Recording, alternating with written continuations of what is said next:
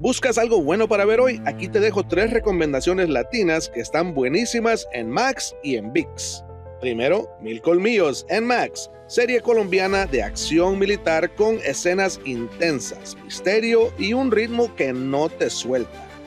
Si te gustan los thrillers oscuros, esta te va a enganchar rápido.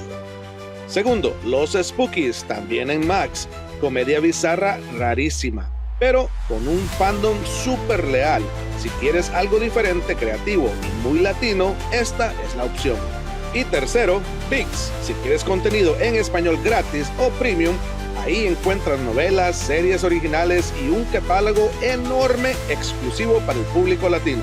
Así que ahí tienes 3 opciones perfectas para esta noche. ¿Cuál vas a ver primero? Cuéntame en los comentarios. Esto es Palco TV. Si te gusta nuestro contenido, no dejes de suscribirte, activar la campanita, darle like y comparte.